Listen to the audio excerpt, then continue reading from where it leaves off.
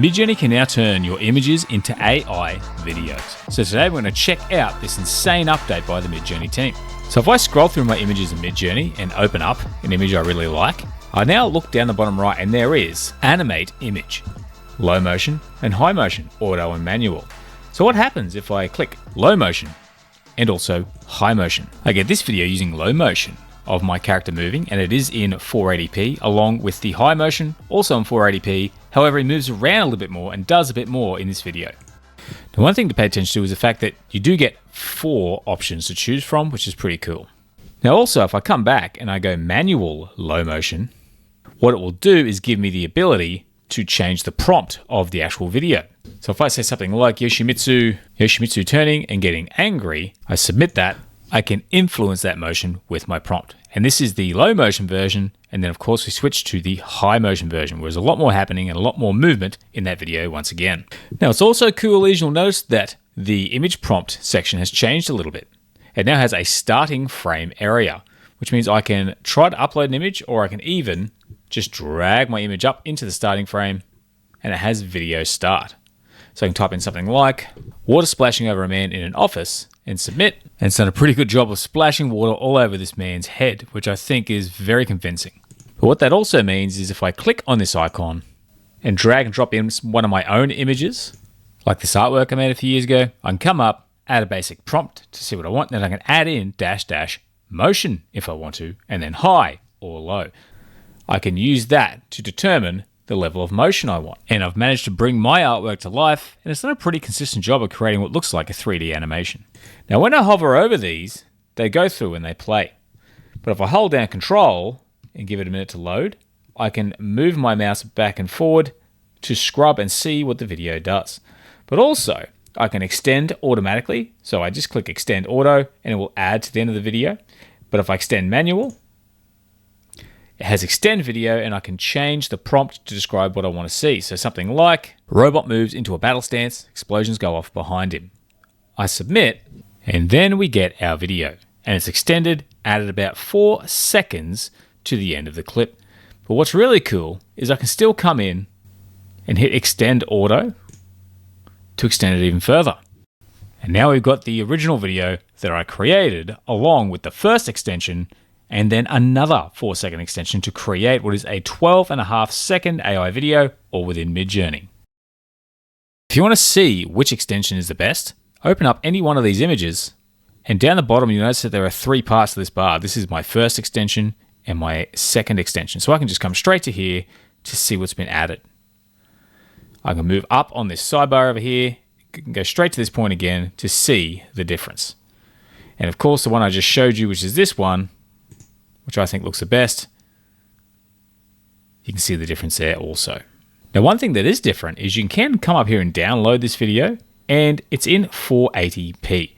So it's not the highest resolution, however this is a bit of a stepping stone for the Midjourney video landscape. But if I come over here to download for video for social media, it will just do a really basic upscale to make it 1080p or roughly about that size. It won't increase the actual resolution of or details of the video. It'll just kind of stretch that video out, so it's a little bit fuzzy, but it allows you to post to things like Instagram or Facebook. Now this is exciting, however, it doesn't really compare to things like Kling or VO3 or some of the other AI video tools. The resolution is just a little bit too low at 480 compared to what we can get like 720p or even 1080p with some Kling models. But this is only very young at the moment, and as you can see, the videos look pretty decent for the resolution. So it's an exciting future. I think eventually will become a pretty powerful part of the AI video landscape. Now I had a lot of fun. I went to the Explore page, and you can see here we now have images and videos. So you can go through and see some of the other wild videos people have been able to create using their unique Midjourney artwork. And I think that this is really an exciting time. So I highly recommend checking some of these out. There's some really cool little examples here. So definitely have a play with it. And as with any AI video or image system, you might need a few tries, might need to adjust your prompt, but have a bit of fun and see what you can create.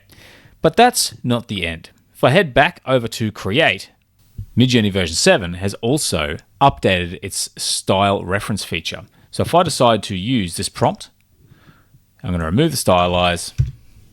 So sales photo with an awkward smile.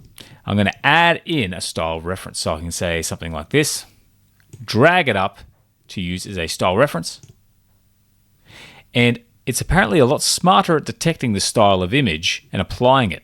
So if I decide to create this with both version 7 and version 6, using permutations to produce one prompt of version 7 and one prompt of version 6, we can see the difference in how it handles this style.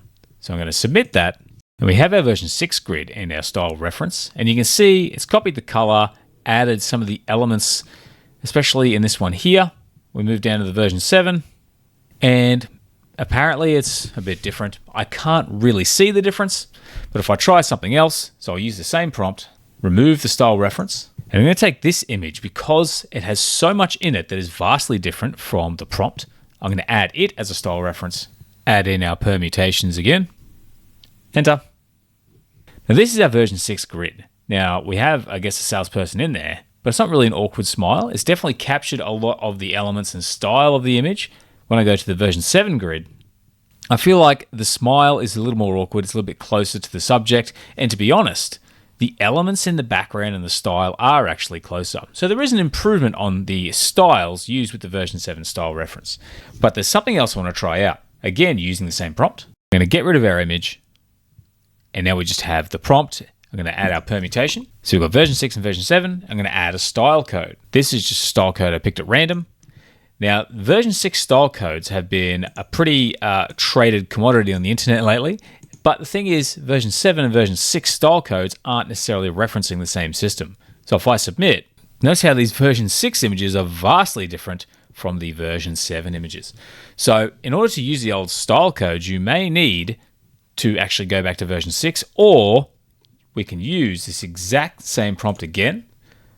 But this time we're going to stick with just version 7. Then we're going to add --SV for style version number 4.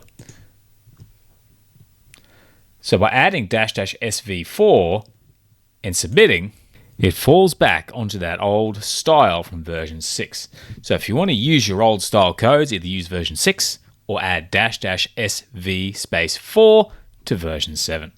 And as before, we can still use the same prompt yet again and just type in --sref random.